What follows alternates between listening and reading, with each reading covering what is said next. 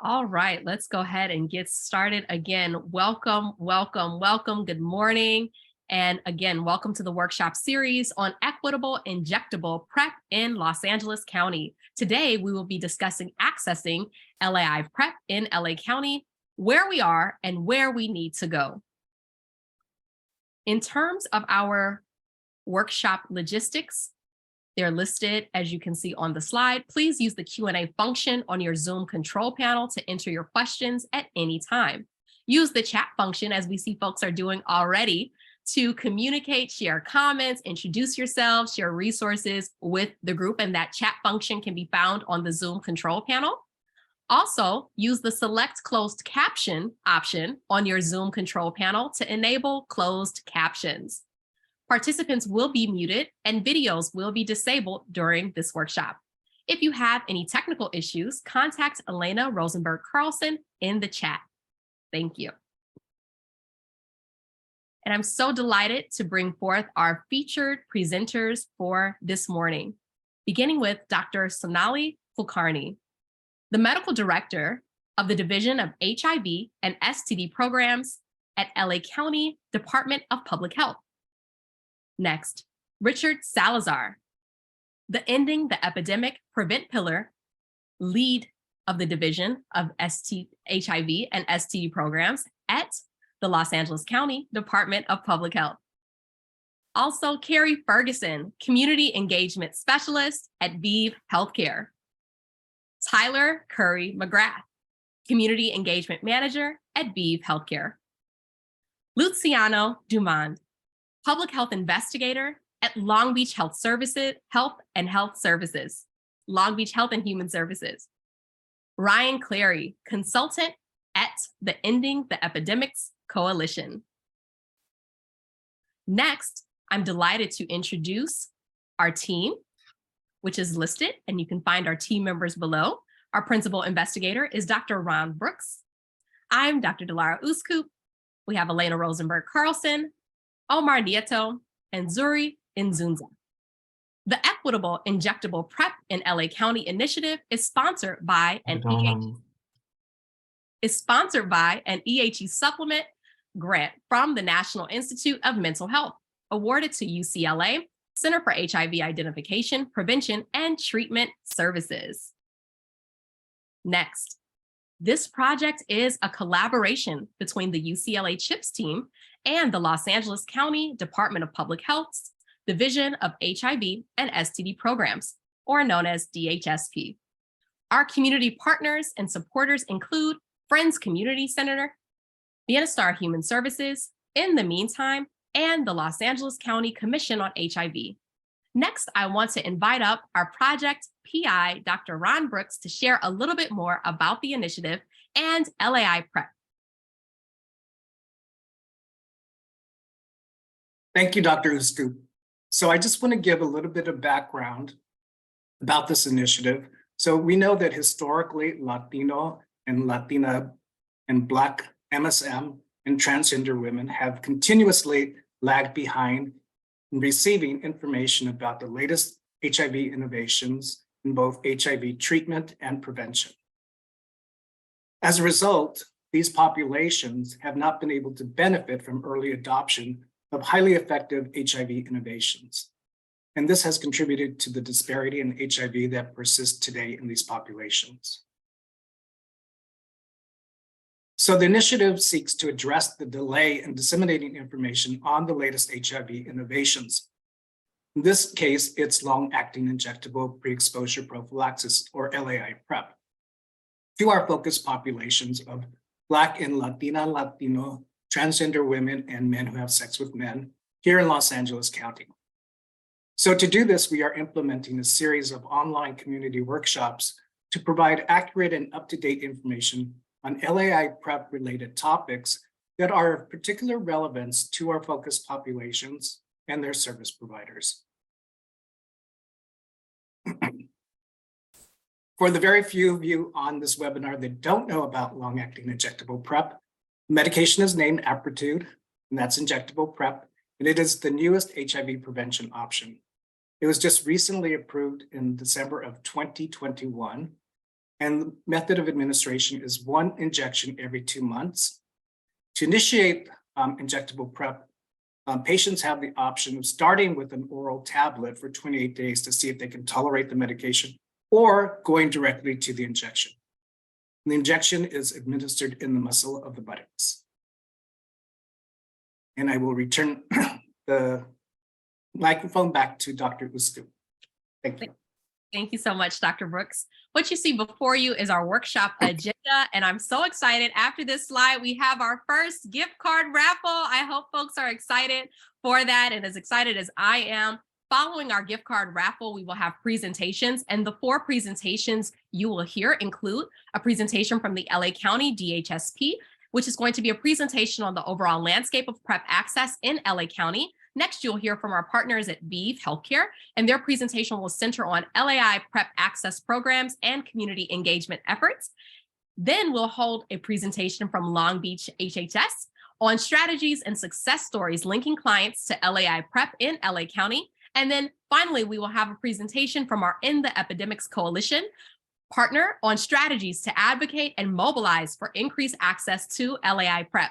After that, we'll have another exciting gift card raffle, followed by facilitated discussion and Q&A. And don't forget, as questions emerge, please feel free to put your questions in the Q&A box.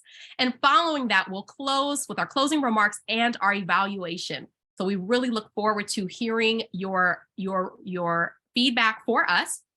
And just to share, our gift card raffle will be for $50 e-gift cards. So that's going to be super exciting. And let's get into that right now with our first gift card raffle. And the raffle winners will receive an email with a link to their gift card after the workshop. And we will have our colleagues on the line share our winners in the chat.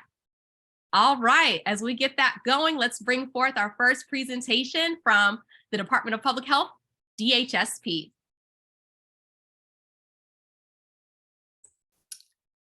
Hi, everyone. I'm sure everyone's looking in the chat to see who the lucky winner is. So while you're doing that, I will pull up my slides. Okay. All right. Hopefully everybody can see the slides okay.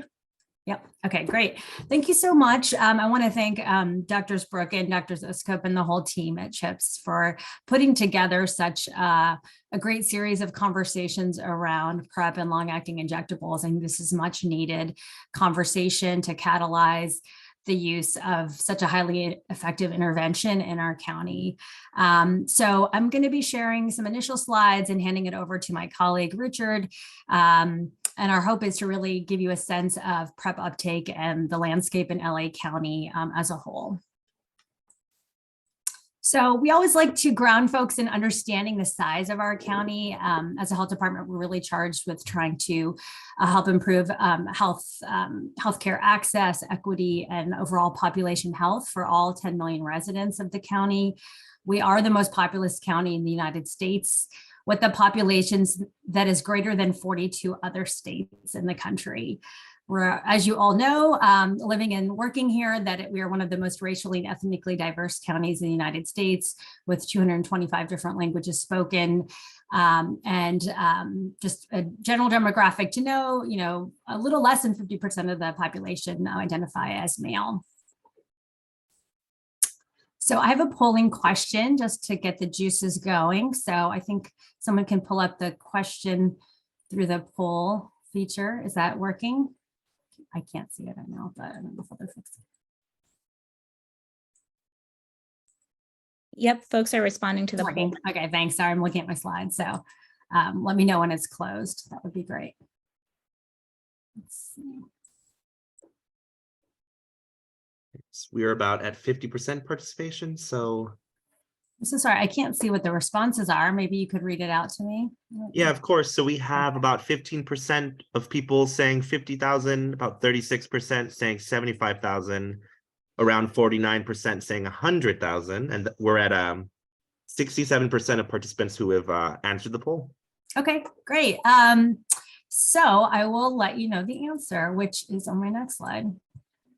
So it's actually our estimate for LA County is that as number 2. So about 76,000 individuals in LA County could benefit from PrEP. And this is using a methodology that the CDC has put forth, which when we break it down based on historic transmission risk, there's approximately 53,000 men who have sex with men, 10,000 transgender persons, and about 12,000 other folks who fit into other transmission categories, which include heterosexual sex and injection drug use or a combination of factors.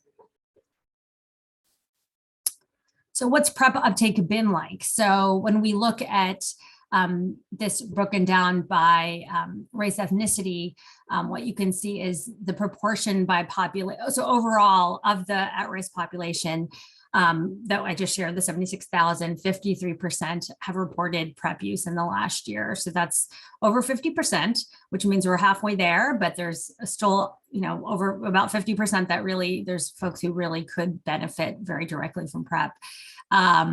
And you can see that there are stark racial inequities with regard to this. So 25% of at-risk Black individuals have reported PrEP use, 36% Latinx, and 62% white.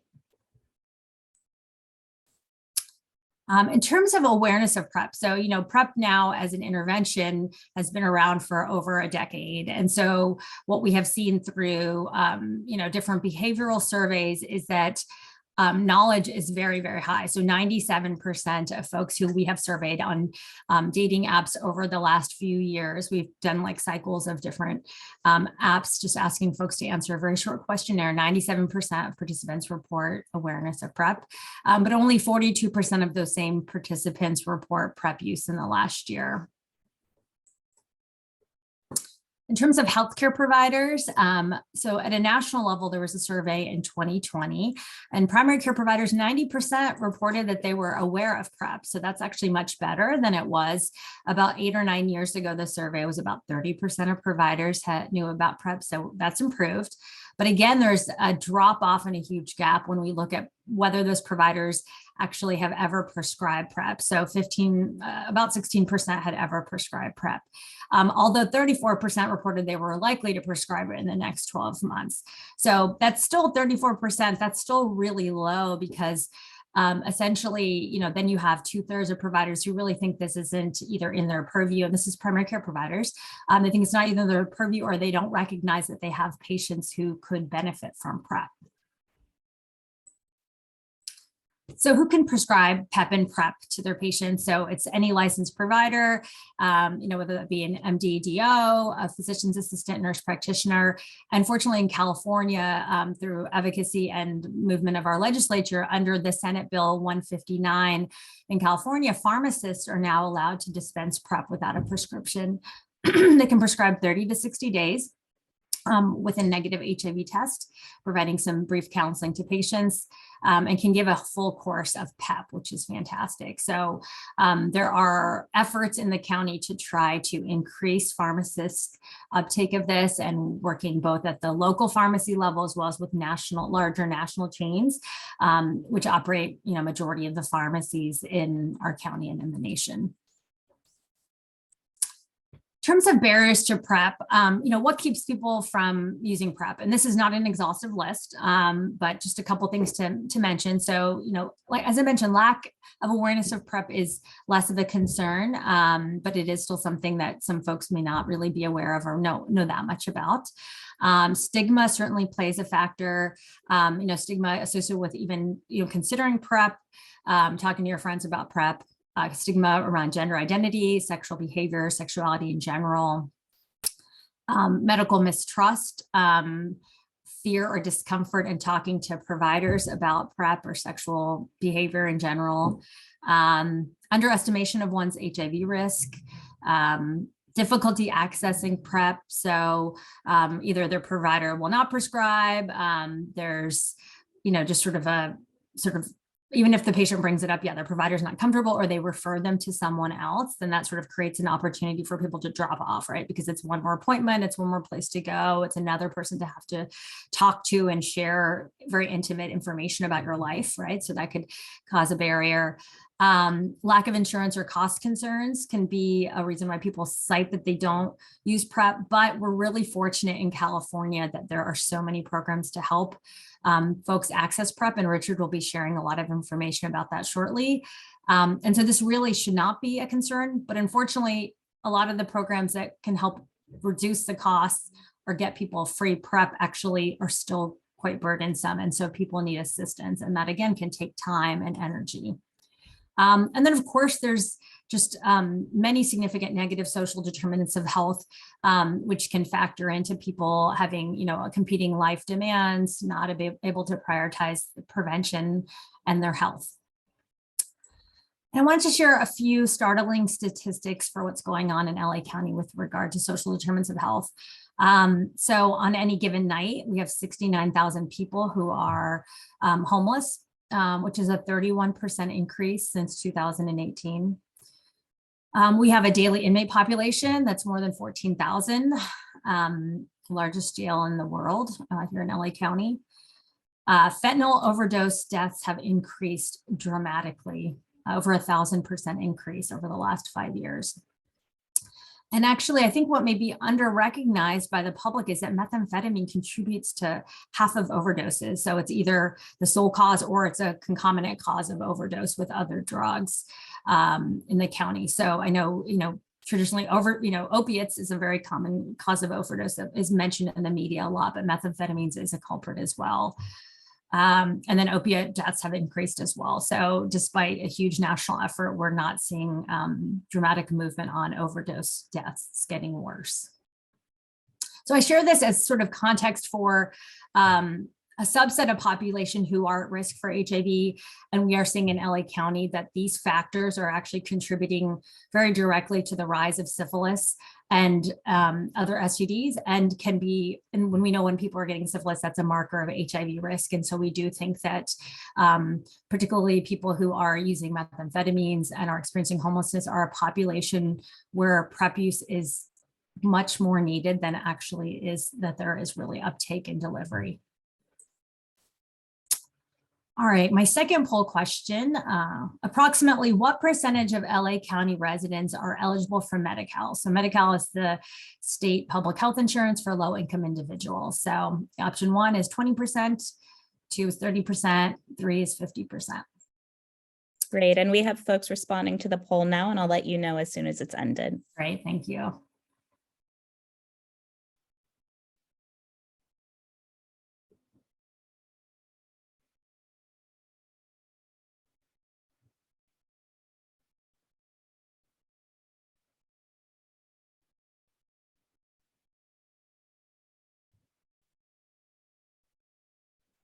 All right, so everyone should now see the results. And we have 20%, we have 13 folks or 12% of folks saying 20%, 52% saying 30%, and 36% of folks on the line saying 50%. Right. Great, thanks for sharing that. So the answer is evolving. So Medi-Cal, I wanted to talk about Medi-Cal because it's actually an increasing part of the insurance mix for residents of California and LA County. In 2014, expansion, with the Affordable Care Act, right? Medicaid expansion really brought on board many people in Medicaid expansion states, where previously, really there were a lot of contingencies on who could qualify for Medi-Cal. So even if California wanted to expand it, they couldn't. It had to be people who, again, prior to ACA, you had to sort of have a dependence. It was primarily a program for women and children. And with the expansion in 2014, that actually included many more men, many more low-income adults, and people who didn't necessarily need to have dependents. Really, it's just more of an income threshold. So it was really tremendous because it aligned so much with enabling PrEP access in many of the high-risk populations. So really important. And there's been further expansion, which may be getting fewer headlines. So just wanted to sort of make sure folks are aware of those, which really in California is allowing the expansion to folks regardless of their immigration status. So in 2020, that included coverage of children and young adults up to 25. In 2022, that became adults 50 years old and older. And then there's planned expansion for 2024 to include adults 26 to 49, regardless of immigration status. So really tremendous. In 2019, about 33% of LA County residents were covered by Medi-Cal. And I looked at the data just the other day, and as of February, 45% of LA County residents were Medi-Cal eligible. So that's roughly 50%. So that's the answer to the poll, roughly 50% of the population in LA County. So what that is generally good news, because as Richard will share, Medi-Cal is one of the best and strongest providers in terms of coverage access for PrEP. So that is, we are very lucky to live and work in this state. And so just wanted to provide that information. So I will hand it off now to Richard to present on PrEP coverage and more information about access in LA County. Thank you, Dr. Kulkarni. Hi, everybody. Good morning. So yeah, we're going to talk a little bit about access in LA County. Just a little bit of context. Back in June 2019, next slide. Oh, sorry. Sorry, you're good. In 2019, the United States Preventative Services Task Force did release a recommendation with a grade A rating that clinicians offer PrEP to persons who are at risk for HIV acquisition. So this basically gave PrEP the general grade that it's a preventative drug and it needs to be covered under preventative healthcare. So it reduces the cost sharing any patient has for PrEP under the Affordable Care Act. Preventative service given grade A are required to be covered without cost sharing in commercial, employer, and public health plans. So medical visits, labs, prescriptions, they are all covered under ACA, and most insurance plans are required to cover this for anyone who's accessing patients. I know there's a little bit of a problem with plans that are considered grandfathered plans, but that's unfortunately that's just an issue. But at the very least, most plans these days are very available to most patients, depending on their employer. And then the USPSTF is actually currently updating their recommendations to include any formulation that is FDA approved for PrEP. So that's likely to include Apretude LAI PrEP at the end. We should be hearing about that by the end of this year or early next year. And as we see there in this image, this recently made the news. Texas judge struck down the free HIV drugs cancer screenings under Obamacare, which is very unfortunate. We're likely not going to be experiencing this, and this whole thing is, I know it sounds scary, but it's actually going to take a few years for it to even happen. Just because most private insurance healthcare plans are already set in stone until the end of the year and are currently going to be negotiated, and I believe this next year is when anything relating to this strike is actually going to be taking effect if it does. But this is a situation that we are following closely nationwide, but not likely to affect California as that goes on. So more to come on this as it goes. Next slide. How can people access PrEP? So there are a lot of ways people can access PrEP here in LA County. Like Dr. Kulkarni mentioned, we have a lot of valuable resources. I like to say that we're actually spoiled in terms of PrEP access. So they are covered. PrEP and PrEP are covered by all insurance plans, commercial, employer-based, as well as public through Medi-Cal and Medicare. And there's additional financial support from state, the CDPH's state PrEP AP program, and then the drug manufacturer and federal assistance programs as well, like Gilead, ViiV, and Ready Set PrEP. Right at this time, LAI PrEP there is coverage of LAI PrEP medication under insurers Medi-Cal or pharmacy benefit. This is for the employer-based plans, and then Medi-Cal is a lot more straightforward. It provides some of the most easiest access since it's already in the approved formulary. And this document right here is a recent document that we have published available on DHSP's PrEP and PEP Action Kit, which I will drop a link to in the chat in a little bit. Basically outlines how who is eligible for insurance and how people can access PrEP with or without it in the county. And it outlines it pretty well. So definitely, I will also drop a link to the chat for this document. All right, next slide. For clients who don't have health insurance, they may be eligible for health insurance. Medi-Cal has robust coverage, and as Dr. Kulkarni mentioned earlier, there's plans to expand it. And a lot of people who don't believe they qualify for Medi-Cal definitely do, because there's been a lot of expansion, particularly for undocumented residents, and they should be able to access Medi-Cal a lot easier over the coming years. Covered California plans may offer costs of PrEP, but bronze plans do have the poorest coverage, but thankfully that's where PrEP AP will step in. PrEP AP will pay for approved PrEP-related medical services such as doctor visits or labs. It provides a temporary access period of 30 days, so it's enough to get all the necessary documentation like pay stubs, proof of residency, etc. They do cover oral medication if the patient is under a parent or spouse's insurance plan and wants to access services confidentially. So they basically PrEP AP can cover everything if they just don't want to use a spouse or parental insurance.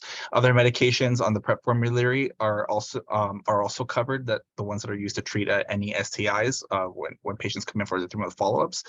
And then medications can typically be obtained through the drug manufacturer's assistance programs. So while PrEP AP will cover the ancillary services, medical labs visits, Gilead and Ready Set PrEP will cover the oral medications, and Vive Connect will cover the cost of LAI medication. Next slide. How can people access PrEP? So we have a wide variety of services here in the county where people can access.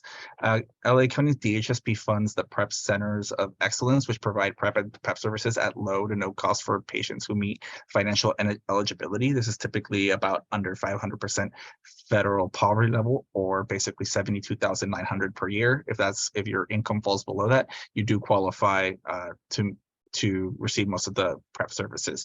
There are about 15 agencies that receive this funding with multiple locations throughout the county. The Centers of Excellence offer several services: navigation, so apply and assistance with applying for insurance enrollment into assistance programs, counseling tips to help clients remember when to take their medications, so because adherence is key with PrEP, referrals to other services to keep patients healthy, such as mental health and substance use services, and then they can also be set as primary care medical homes. Minors who are younger than 18 can and who want to access PrEP and PEP and are concerned about confidentiality can actually be referred to Children's Hospital LA or the Alexis Clinic at LAC USC. Next. So here are all of our contracted agencies. As you can see, the ones who are highlighted in bold are actually currently providing LAI PrEP. It's as of January, it was estimated that we're at least 75 or so patients on LAI PrEP across all of these sites, but it's now May, and information evolves fast in terms of access of the medication. I've seen a very few recognizable names. So if you are from a navigator from one of these sites and you do have a good estimate on how many patients you are seeing for LAI PrEP, please feel free to drop that information in the chat. But at this time, just about all of our sites are on board with implementing access to LAI PrEP in the county. All right, next slide. Clinics, our DPH county clinics are actually also do offer a month's worth of PrEP. So here are some of our partner sites. Typically they will start patients on PrEP and then refer to the Centers of Excellence for ongoing care. This is actually expected to change soon, because they are now going to begin doing teleprep for oral PrEP in the fall of 2023. they're going to be actually be able to see patients for ongoing care via teleprep if there are patients who are interested in that service. More to come. This is very exciting. We're currently working with Dr. Leo Moore on this, and he has a lot of great plans and methods for helping patients access the medication within the DPH sexual health clinic. So more to come on this once this goes live. Next. And once again, we have PrepLA.com. We have it's one of our best resource for patients or residents in the county who are looking to find information relating to PrEP, where they can find their local center of excellence, as well as information from medical providers who are looking to get started on PrEP. So, and it's available in English and Spanish. It's updated routinely. So a lot of the contact information for navigators is available on the site under Find a Doctor, and it provides insurance information as well for patients who are looking to learn a little more. Our information line, 1-844 GEA PrEP is still working, provides a lot of automated information, but somebody can contact you if you leave a voice message. And getprepla.com is again still available. Very, very useful for all the information you need, and right now is currently undergoing rebrand, which is very exciting. All right, next slide. And if there's any additional resources for praying for PrEP, these are the top 5. Again, this outlines how robust coverage is in LA County. California covers all all formulations of PrEP. Injectable PrEP is going to be, I believe they do cover it, but it's going to be there's still a little barriers, which I believe Luciana will go into it in a little bit. PrEP AP covers the cost of all ancillary services and oral PrEP in certain cases. EHE, the EHE federal program, or Ready Set PrEP, does cover the cost of the name brand medication. Gilead will cover the cost of name brand oral medication as well. And I apologize to Vive for not including them in this slide, but Vive does cover the costs for LAI PrEP for uninsured patients. And then there's the Patient Advocate Foundation, kind of a last resort situation. But in some cases, it still does provide coverage when none of these other sites can. All right, next. And thank you. Contact information, please refer to email us with any questions. Yeah, thank you guys so much. I'll stop sharing.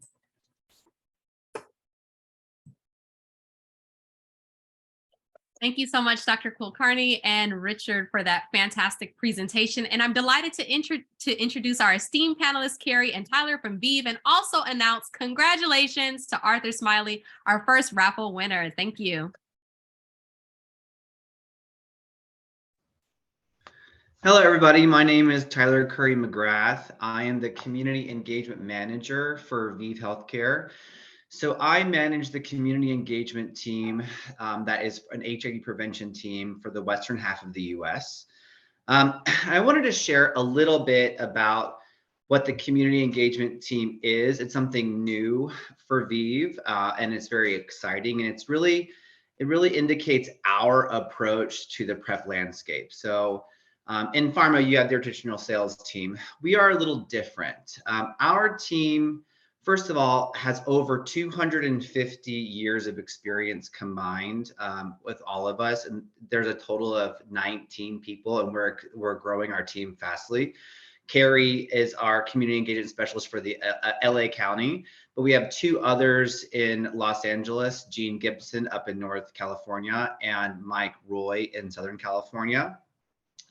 And our team approaches HIV prevention and the opportunity for a long-acting injectable PrEP option in more of a holistic way. We are clinically trained to detail anyone on the benefits of Apretude, but the PrEP landscape is more than just about clinical knowledge. It truly is about advocacy. Where we are now is because patients, our community demanded it. So our focus is to really educate everyone in the PrEP environment on how they can best adopt a long-acting agent for the better health of our public. So whether that is testing coordinators, development directors, physicians, and even the community, we are able to go and speak directly to patients about the benefits of long-acting agents. I myself am on a long-acting HIV treatment option, and I know firsthand how many times I had to ask for it because I knew it was the best option for me, and I wasn't going to stop asking for it until my healthcare provider offered it to me. So long-acting agents are a disruption in the HIV space. This has been a singularly oral-led space. So it's not difficult, it's different. And it takes some time to adapt to a new agent that works differently in our clinical flow. So our team is specialized in assisting everyone who has the ability to offer long-acting agents to get them optimized. So to ultimately, so patients have the choice, because we know that choices make our healthcare system better. So I'm going to kick it over to Carrie to talk a little bit more about the specifics about how our team works, some of the resources that we have, and how we can best serve your organizations and your efforts to adopt long-acting agents as well. So Carrie, I'll kick it over to you. Thank you, Tyler. As Tyler mentioned, my primary role is to work with the community, and I work with everyone in the community, I mean, at the clinic. However, my main focus is the non-prescribers. I'm going to share some of the ways that I am working with people in the community and ways that I have over the past 20 years, and show you kind of to illustrate the way the CES works. So I will attend educational events, conferences, symposia, staff and board meetings where I'll give information about ViiV Healthcare, as well as present on Apretude and unbranded decks like adherence, HIV, PrEP, and STI 101. I also have presented to patient groups when invited by the organizers or moderators, and I can present decks that are specifically geared to them. In fact, I'm doing a branded Apretude program next week at the Moxie Hotel in downtown Los Angeles. And this one will be different because not only will it be a presentation about Apretude, but we will also have a cisgender female sharing her journey about getting PrEP and telling that story about some of the challenges she may have experienced, and and then after getting on PrEP. It is open to all PrEP providers in the area. Unfortunately, this one is not open to the community members yet, but if you are a PrEP provider at any one of my clinics or any other one in the area that I may not have seen you at, the invitation or the link to my email is in the chat, and you can email me for an invitation. ViiV also has a presence at community events such as Pride events, balls, health fairs, festivals, and HIV testing events. I'm usually the one there representing the company, but a lot of my colleagues like to get involved and show that they are committed to the community as well. Also, I know many of you are committed beyond your regular work hours like I am.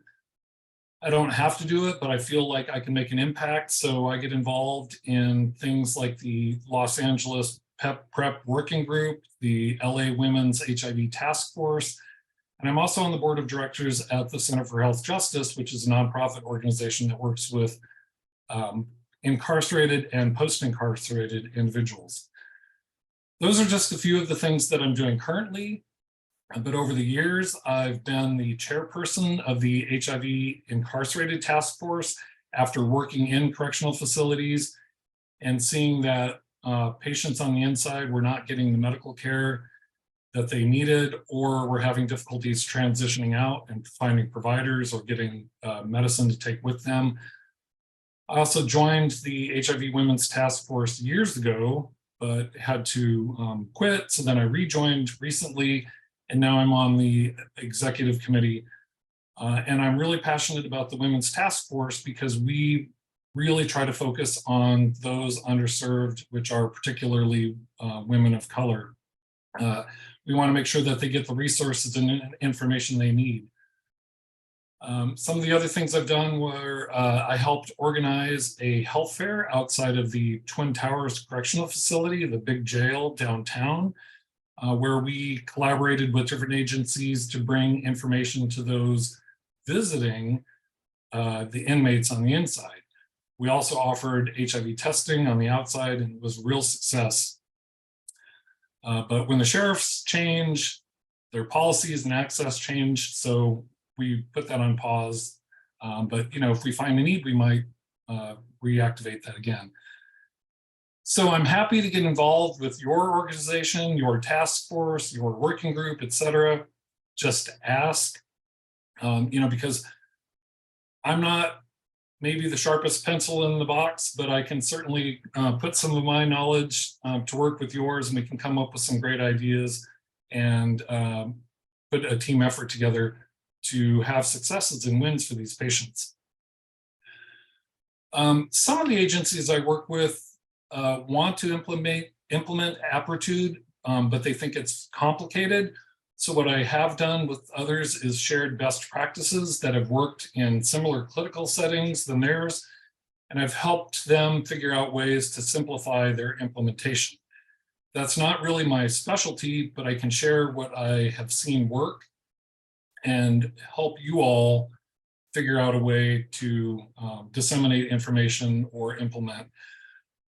One example, I'm meeting with some executives in a few weeks of an area clinic system that does not have a PrEP program yet, but they want me to come in and help them establish a program.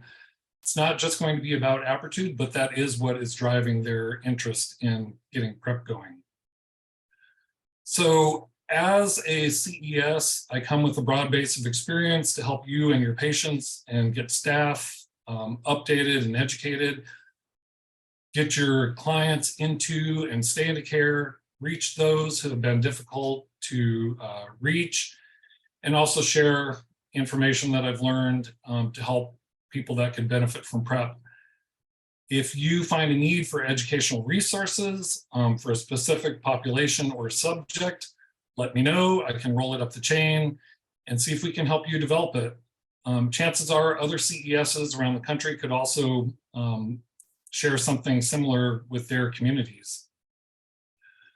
So another thing that I wanted to talk about briefly is access and acquisition.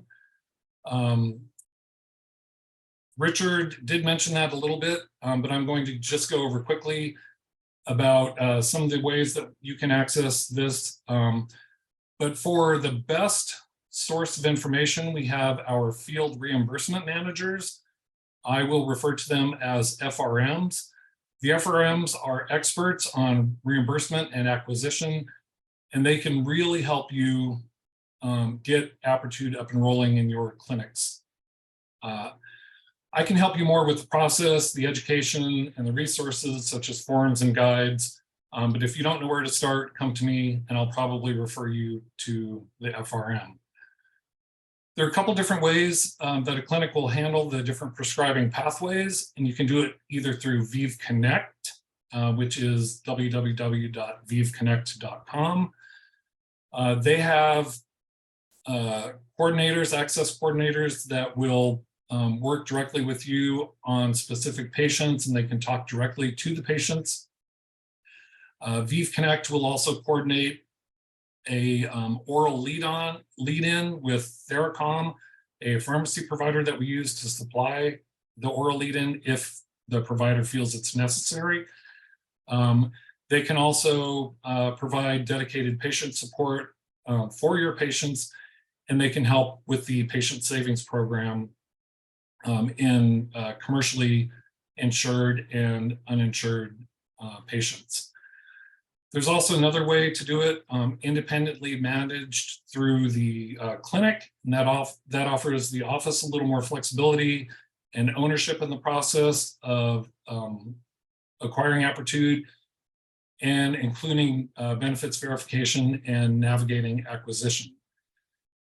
Everyone who is initiated on PrEP should have a conversation about different options, and if someone does express an interest in Aptitude, the first step should be benefits verification, and that will tell you what steps are required to get Aptitude if the patient does show an interest in that. Commercially insured patients will have access to the Aptitude Savings Program, which could reduce their copay to as little as $0.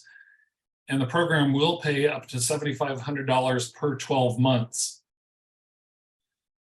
Uninsured patients will have access to Aptitude through our Patient Assistance Program, which is administered through ViV Connect. They do have to enroll in ViV Connect, and they can either do that themselves or have someone at the clinic, a PrEP navigator, et cetera, help them do that.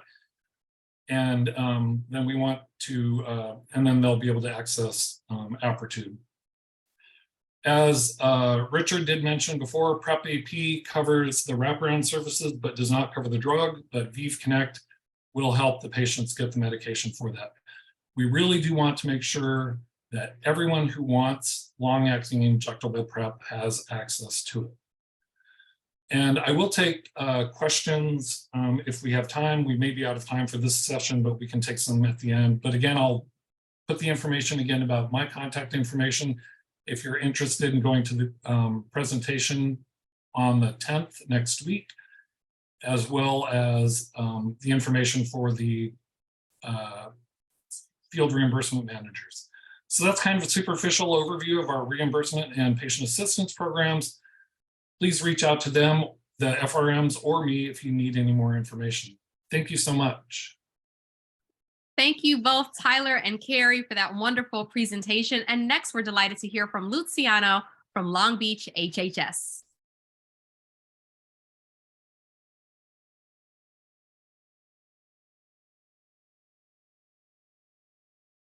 Good morning. It looks like my video is off.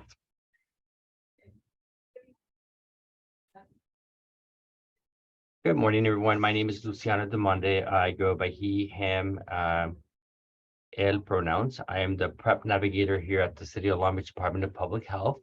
I've been here in this role since June of 2022. Prior to that, I was at a different center of excellence in the Long Beach area, the Care Clinic at St. Mary Medical Center for 5 years. So I just want to start out by asking, you're saying like, clarify what the role of a PrEP navigator is. I think in the field of HIV prevention, we like to throw out all these fancy titles and names. We just wanted to let just basically discuss a little bit what a PrEP navigator does. So a PrEP navigator is basically someone who assists individuals who are interested in PrEP, accessing PrEP by explaining what PrEP is, how they can benefit from it, if they've had in this type of sexual encounter, just basically accessing or guiding a client by providing them with basic information, not only on HIV and STI prevention education, but also what PrEP is. I think that, coming from, a lot of my colleagues in the 15th Center of Excellence here in LA County, can relate to this. It's what we do is not only navigation, but more like case management. Our roles, our responsibilities are to educate, again, clients on HIV, STI prevention, but also to access PrEP and how to navigate the complex field of health insurance when it comes to accessing PrEP, especially when it comes to paying for labs. And then our keeping on topic with our presentation when it comes to injectable PrEP. So what I like to do is when I meet with a client, I introduce myself, let the client know, what my pronouns are, what I do, making sure the client understands that I'm there. I'm more like I imagine myself, navigators or case managers to be like a way, guiding the clients towards the navigation process to accessing PrEP. We discussed the various forms of PrEP, like our oral PrEP, such as Truvada, Descovy for cisgender men. We also talk about the PrEP on demand, such as 211, and also injectable PrEP, and also have a very detailed conversation on the pros and cons of accessing each individual type of PrEP. It's very different to access oral PrEP versus accessing injectable PrEP. For example, the number of visits that it entails. We're very fortunate that we live in the state of California, where the PrEP app basically covers anyone, you know, who wants access to PrEP regardless of immigration status. So I want to talk a little bit more about like what my experience has been here for enrolling clients into injectable PrEP. It's interesting that 3 out of the 5 clients that we have here at our clinic are clients who identify as trans. There's, you know, I'd like to, I'm saying that because there seems to be like a little misconception in the trans community that if someone's on a trans and they can't take injectable PrEP. I've asked some of our clients, like, what have they heard in the community? And some of them have stated that they've heard that, you know, that since they're trans and they might be transitioning that the hormones might interfere with the medication. So it's interesting to hear that sometimes in the trans community, there's that misconception that being trans, you can't have injectable PrEP. So like I say, you know, once I meet with the client, you know, and the client, you know, chooses injectable PrEP, what I like to do is just explain to them that, you know, that we have to enroll them into the Aptitude V-Connect, which V-Connect is the program that basically verifies that the person does not have insurance, you know, or if they have insurance, what their insurance covers, if it covers, you know, Aptitude.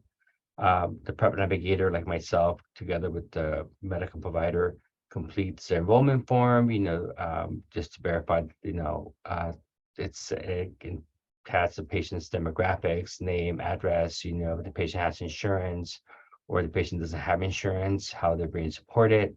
Bev does an excellent job at verifying, you know, during a thorough investigation to see if a client has health insurance.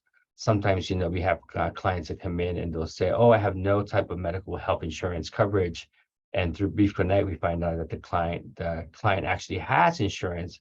Either the client, you know, failed to disclose that for different reasons, or maybe the client had no idea that they were still covered under, let's say, a partner or partner's health insurance, or maybe a employer's health insurance.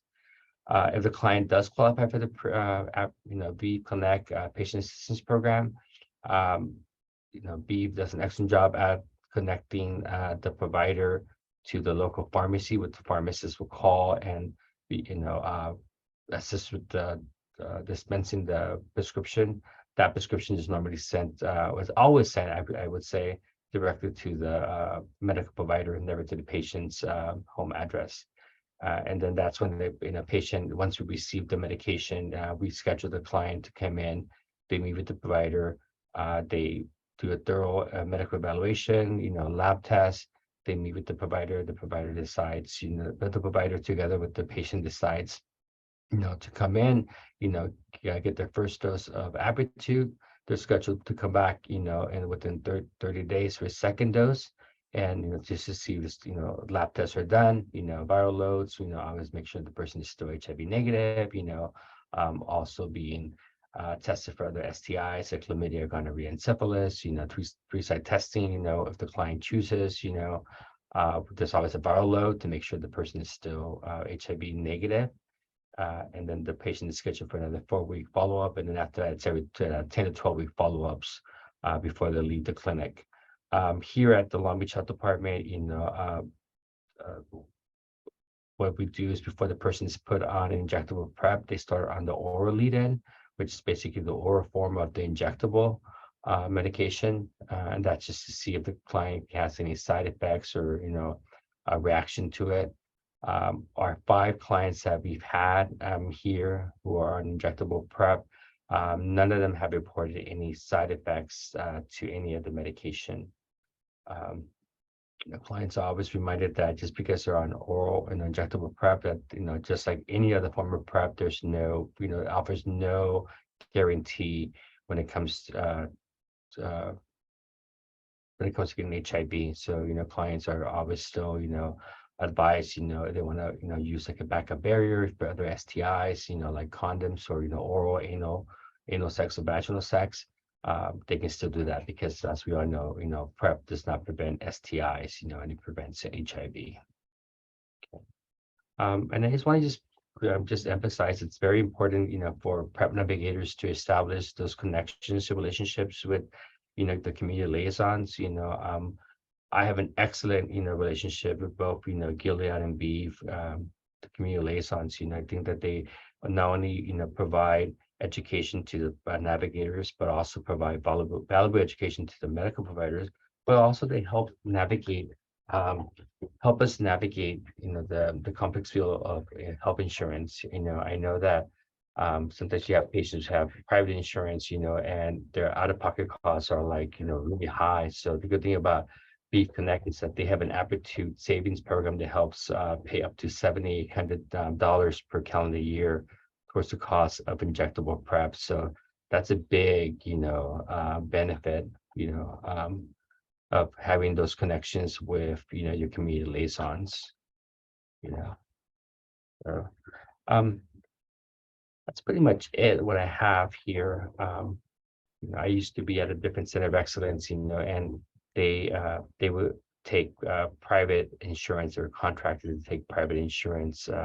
So the case load was a little bit more complex. We would have a lot of women who I think there's a misconception that's out there in the community that PrEP is only for white gay men, when in fact PrEP is basically for anyone who has had any type of sexual encounter with someone of an unknown status. Also, we need to also emphasize that there's one thing that's called being undetectable, which is scientifically proven. If this person is virally suppressed, the risk of transmitting HIV is 0. We also need to have a little bit of discussions about that. That there's different forms of PrEP nowadays, or different ways of preventing HIV. Not only the oral PrEP, but also there's also PrEP on PrEP on demand, 211. So just I like to, I think that all of our my colleagues at the other Center of Excellence who are PrEP navigators, we have this whole mentality of like, how can I best assist you today? Reminding the clients that that the client's a driver when it comes to PrEP access. That the PrEP navigator are just like the co-pilot advocate. Like the sort of like the Waze, especially here.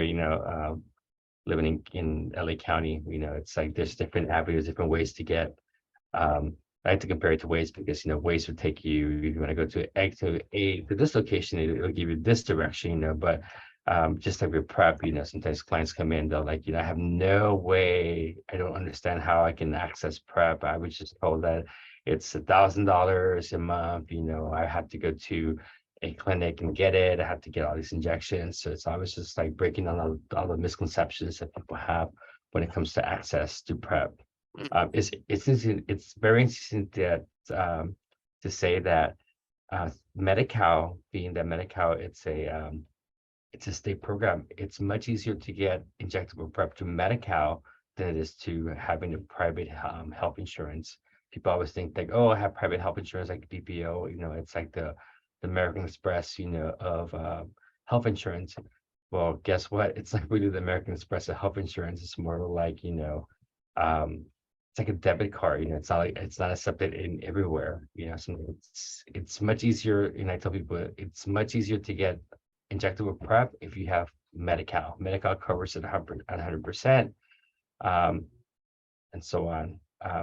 I do want to just go back and talk a little bit more about the PrEP app. So for those clients who are enrolled under the PrEP app, which is just a state program that basically helps the cost and coverage of PrEP-related services for those clients who are who qualify regardless of immigration status.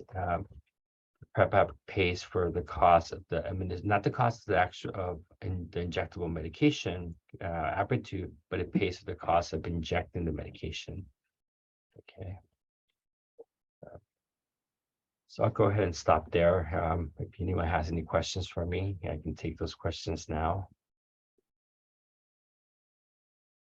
Thank you so much, Luciano. We will reserve the questions for our facilitated discussion and Q&A coming up right after this last presentation. Again, thank you, Luciano. Our last presenter is Ryan of the End the Epidemics Coalition. Thank you and welcome, Ryan.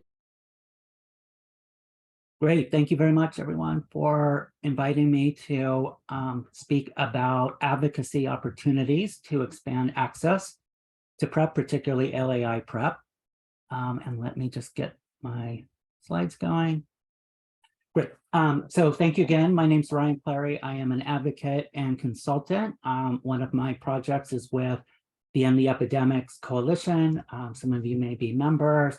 We're a statewide coalition of HIV, STI, viral hepatitis, and harm reduction overdose advocates working together to end all of those epidemics. So today I'm going to talk about a couple of legislative opportunities at the state level to help address some of these access issues that we've been hearing about in these presentations. So I'll go over a couple of bills briefly, and I'm available to answer questions offline at any time. I'll drop my contact info in, since it's hard to talk about state bills in a few minutes. So I'll just go over some highlights. So one of the bills is Senate Bill 427, SB 427. This is authored by Senator Anthony Portantino, who represents the Burbank, Pasadena area. The bill is sponsored by Insurance Commissioner Ricardo Larda, so it's actually, that's a good sign. That bodes well when you have a member of the administration or a high-level elected official sponsoring legislation. On the community side, it's supported by Equality California. Other organizations, including End the Epidemics, are still looking at the bill. They're certainly not opposition, but just sometimes need to just analyze the bill a little more before taking the position. But this is where it's could be very, very useful for what is being talked about today. So it would prohibit health insurers from imposing cost sharing for ARVs, devices, or products that are approved by the FDA or recommended by CDC for the prevention of HIV. So that's obviously PrEP and PEP, excuse me. The bill is projected to expand PrEP at no cost to 1 million Californians. And while the bill doesn't specifically mention LAI PrEP, it doesn't exclude. And when you look at the language of the bill, it's obviously it would include long-acting injection as an approved product. And then just sort of the latest status, the bill was approved by the Senate Health Committee. In a minute, I'll talk about the sort of the committee process, and is making its way to be voted on by the full Senate. Another bill is SB 339, which you may have heard of. It's a bill that would address delivery of PrEP in the pharmacy setting. This bill is authored by Senator Scott Wiener from the San Francisco area, and on the Assembly side, Evan Lowe from the Santa Clara, San Jose Peninsula area. And this bill would expand the ability of pharmacists to furnish PrEP and PEP. I won't get into all the details. I can provide a fact sheet that explains all the details on how that would happen. But in theory, and I've talked with advocates who have sponsored this bill, the intention is to include long-acting injection in these in the bill, and then the ability for pharmacists to be able to deliver PrEP in that form. The bill is sponsored on the community side by Equality California, San Francisco AIDS Foundation, California Pharmacists Association, which is great. And it's a priority bill for our coalition and the epidemics. It was sent to two committees Senate committees for review, approved by both of them. One was Senate Health, one was Senate Business and I want to say Economic Development. So also headed to the Senate floor and moving through the process nicely. I'll drop my email address in the chat, but you are welcome to contact me with questions. I have a fact sheet. I have a support letter template that gives a lot more details. So just kind of going over briefly, I see sort of three buckets for advocacy strategies. If any of you or as a group, you're interested in advancing one or both of these bills. The first strategy to me is research, and that's really around making sure everybody understands the bill and have all your ducks in a row. You understand the advocacy landscape, you understand, or what other community groups might be working on this bill, really understanding the language of the bill and its impact on LAI. A lot of that is just talking to the senator and his office. They'll be very happy to talk with you about the bill and help make sure you know all the details. It's good to know any challenges or barriers. Are there any groups or associations out there who might be opposed or wanting amendments? Really good to know that. Important to understand the legislative path so that you're weighing in at the right time.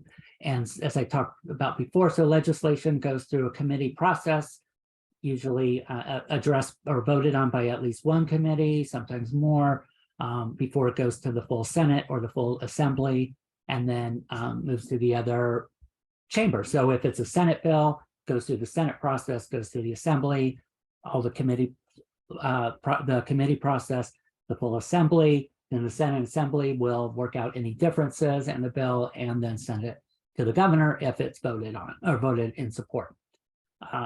You really want to know who the chair of these committees are, because they're crucial to getting these bills passed, as well as the members of the committee. And also really good to know the timeline and the deadline so that you're weighing in effectively, and really not wasting time on advocacy activities where it's not going to be impactful.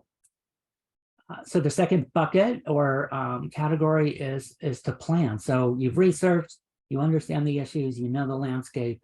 Now set the plan.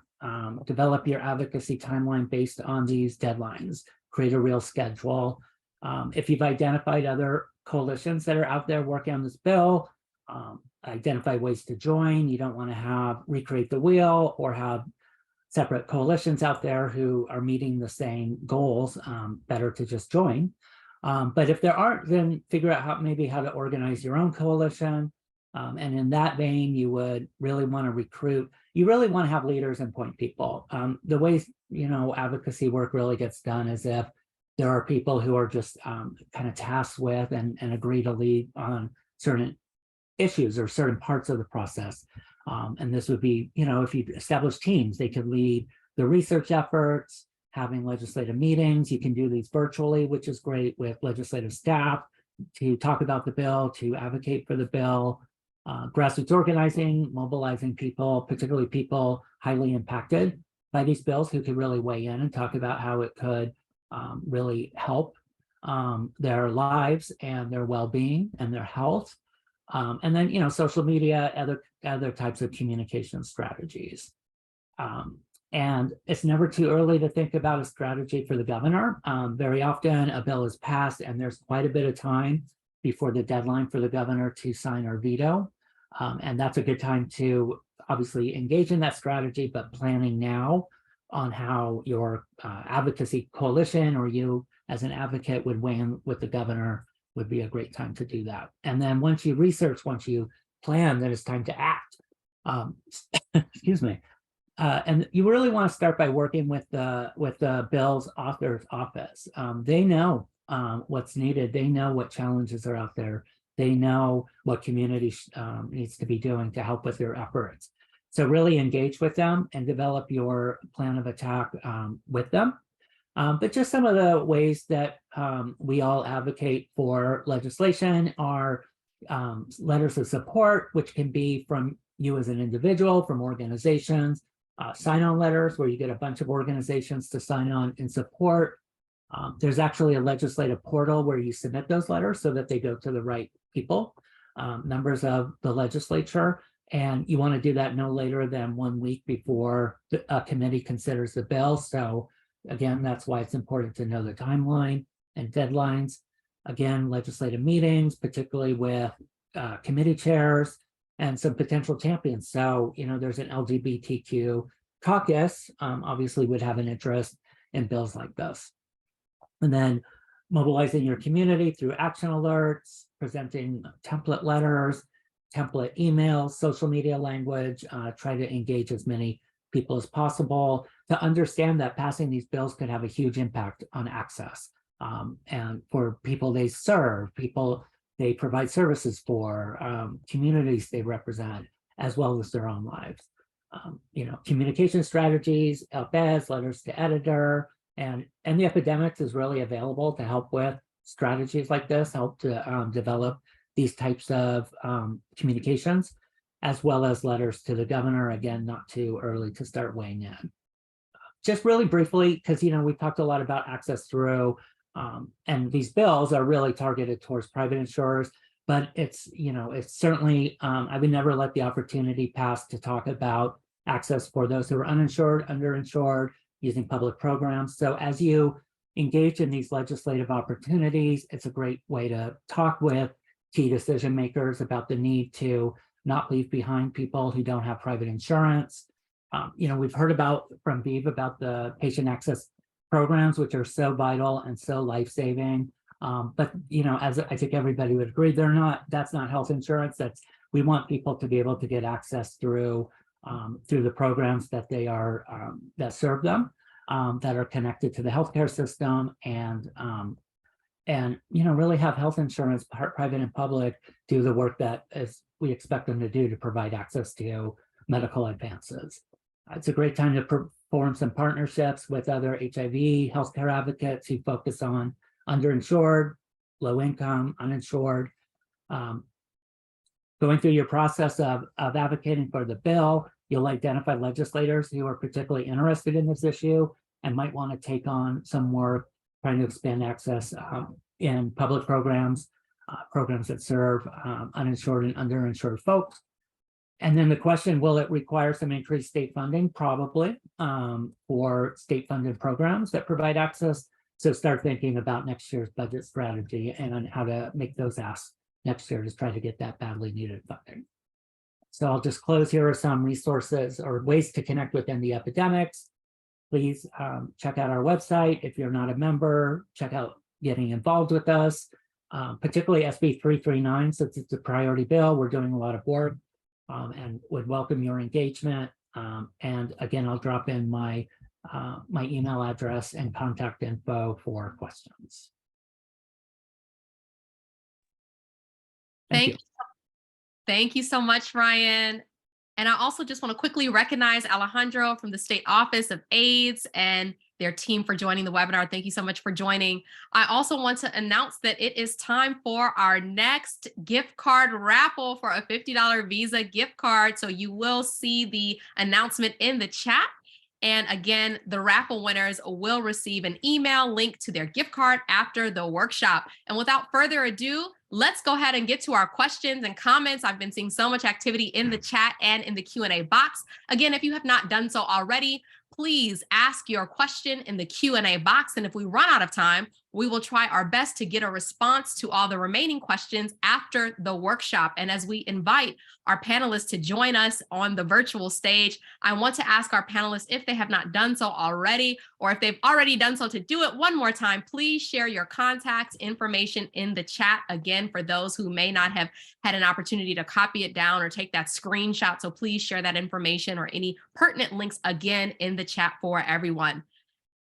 All right, so let's get started, and we're going to highlight some of the answers that have already been provided in the Q&A box and ask some new questions. So you may have seen an answer already, but we will allow our panelists to elaborate a bit more. And that's going to begin with our first question. And I want to invite our panelists to share more about financial assistance programs for folks who may not have heard, for folks who may have missed it earlier in the presentation. So let's begin with Carrie and Tyler. Can you please share with us a bit more about the financial assistance programs that are available, and for any other panelists that wants to kind of detail financial assistance programs that are available for PrEP, to go ahead and share those updates for us. Thank you.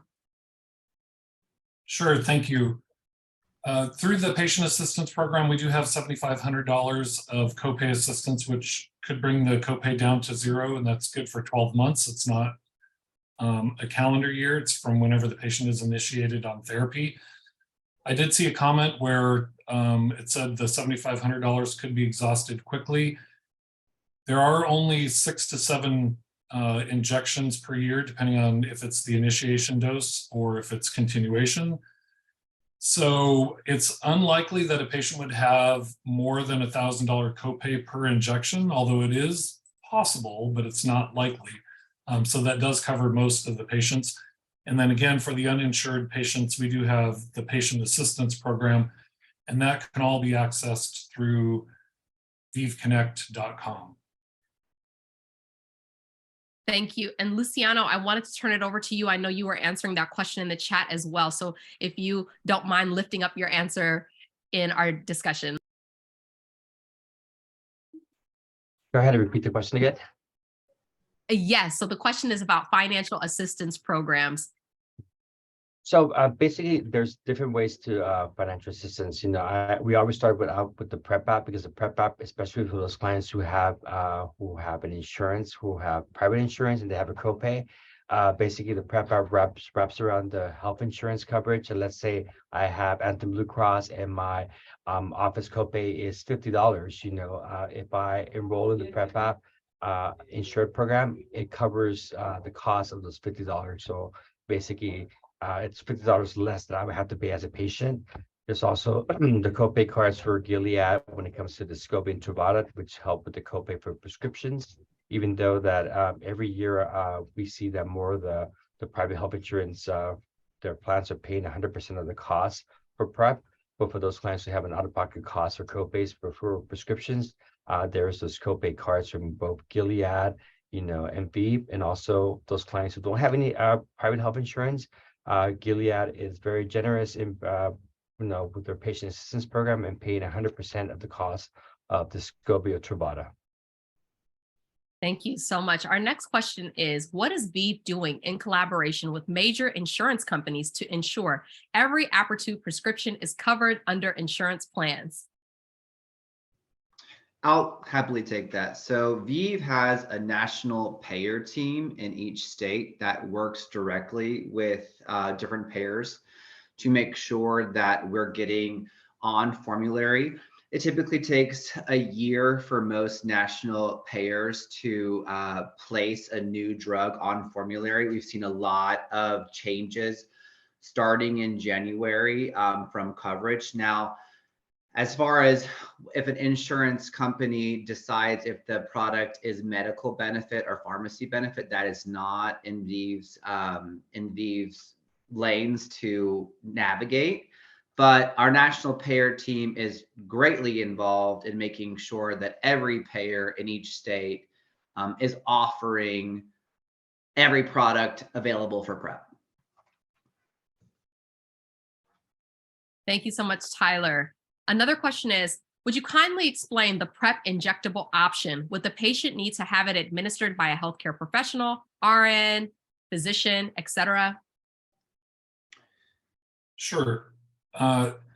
Anybody in the office that's certified to give injections is able to give it. It does have to be administered in the office, but medical assistants, LVNs, RNs, MDs, they can all, and then PAs, NPs can also all give the injection. Mm-hmm. Thank you for that. Our next question, Luciano already gave an initial response, but we want to delve a little bit more and have some more discussion around this question. How are we doing as it relates to retention and care for those on Apretude? Are there any patterns in risk groups, e.g. hetero cis women or men who have sex with men or trans women, etc.? Great question. One of the roles and responsibilities of PrEP navigators is to have that connection with the patients by either, reaching out to patients, once or twice a month, just checking with the patients. Hey, you know what, John Doe, this is Luciano with the City of Long Beach Health Department. Just wanted to see how you're doing, any issues with medication, just having those open lines of communication with the clients. I know with clients are injectable PrEP, when they first start off, they're scheduled before they leave the clinic, they're scheduled for a 4-week follow-up, followed by a, another 8-week follow-up. So we like to see patients at least every 2 to 3 months. I know that's a discussion between the provider, the medical provider, and the client. But just that ensures that the clients, if there's anything that happens during that time. Clients know how to reach the provider, how to reach the navigator. Obviously, as navigators, we cannot provide medical advice, but at least we can navigate those questions to the medical provider. So again, just keeping those contacts open, those lines of communication, whether it's through text, email. I know nowadays people tend not to pick up the phone. I'm still passionate, I still pick up the phone, but there are some clients that prefer, text, or I've even seen other centers of excellence in the county where they'll use social media sites to reach out to clients, whether it's Twitter, Snapchat, Instagram. Also, I think, having those relationships with, let's say, the trans community, it takes one negative experience for your program to go downhill. So just having, I noticed that when I first started here at the clinic, no one wanted injectable PrEP because they either heard the negative things, which were not true, or they were like, what, I'm just gonna wait until my girlfriend gets it, and if she gets it, then it's okay, then someone else can get it. It's like, in Spanish we call them promotoras. Once one lady finds out about it, she'll tell her friends, her colleagues, her neighbors. It's like, well, let me tell Maria, and then Maria's like, okay, no, well, I tried it, it's going to work for me.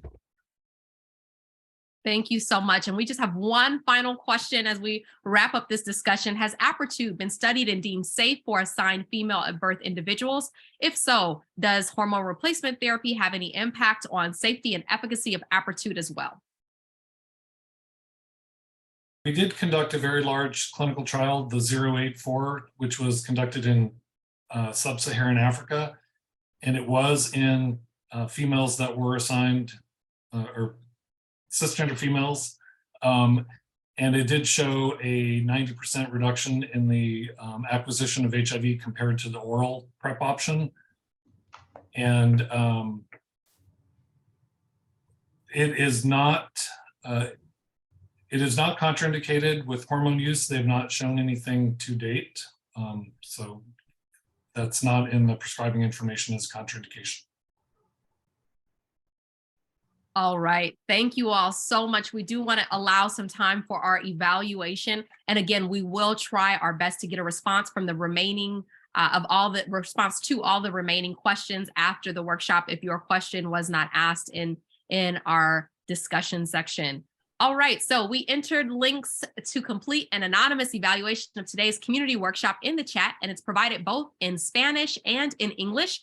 Once you submit your evaluation, you'll be redirected to another form to enter our another raffle opportunity for you to win one of 3 electronic Visa gift cards. Again, the raffle winners will each receive an email with a link to their gift card on Friday, May 5th, and that's coming up this Friday. Please stay on the line with us as you complete your evaluation, and we'll end the session with a few closing remarks promptly at 11:28. Thank you.